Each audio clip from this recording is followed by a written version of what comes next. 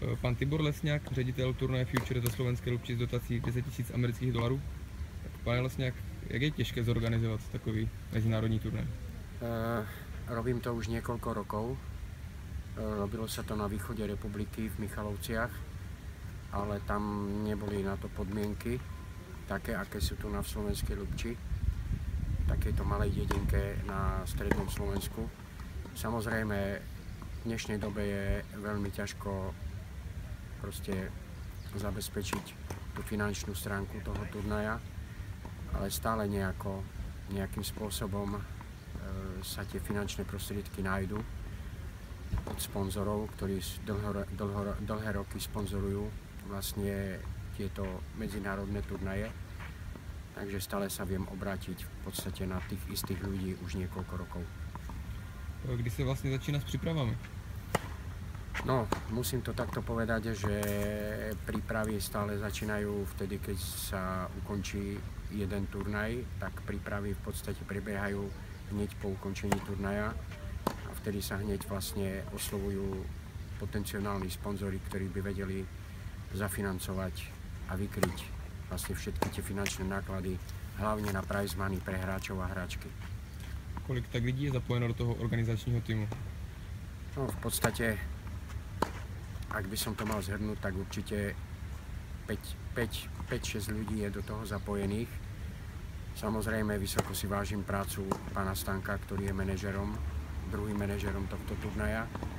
Takisto je treba spomenúť aj reklamného manažera pána Eduarda Maskala a takisto aj reklamnú spoločnosť, ktorá pôsobí v Banskej Bystrici. Takže vravím okolo 5-6 ľudí.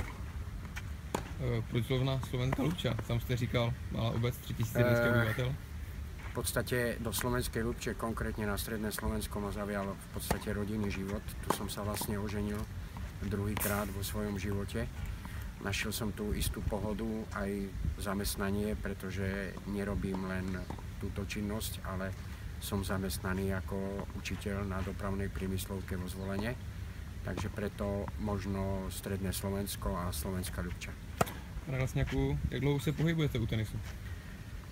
No, musím povedať, že okolo 30 rokov a za tých 30 rokov mám úžasné kontakty aj medzi hráčmi, aj medzi funkcionármi Slovenského tenisového zväzu a takisto aj v Českej republike, čo si vysoko vážim, pretože si myslím, že v Českej republike je vyššia úroveň tenisu.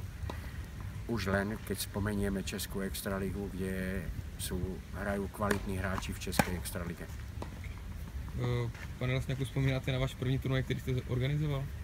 No, musím povedať, že bol to prvý turnaj v Michalovciach, ktorý som organizoval možno pred 20 rokmi a bola to práve ženská 10 000, kde v podstate tá zanietenosť bola ešte väčšia, lebo bol to prvý turnaj, boli tam silné emócie. A myslím si, že dodnes sa na tento prvý turnaj spomína. A vtedy, keď to bol ten prvý turnaj v Michalovciach, vtedy aj tá zanietenosť aj ostatných ľudí okolo toho a hlavne sponzorov bola trošku iná, ako je teraz. Co byste chtěl do příštího ročníku změnit? Máte za sebou v podstatě už mužský turnaj, zbývá odehrát finále?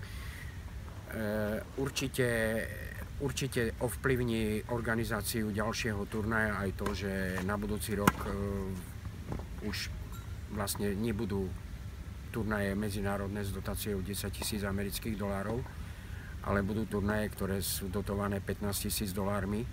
Takže určite bude to závisieť v prvom rade od sponzorov a či vlastne budeme schopní a šikovní zmanéžovať vlastne týchto sponzorov, aby vyfinancovali v podstate tento turnaj s dotáciou 15 000 dolárov. Nehovorím, že áno alebo nie, ale určite sa to všetko bude odvíjať od vykrytia tohto turnaja.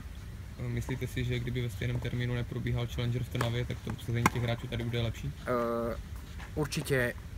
Určite tých 59 hráčov v kvalifikácii a samozrejme plná hlavná súťaž.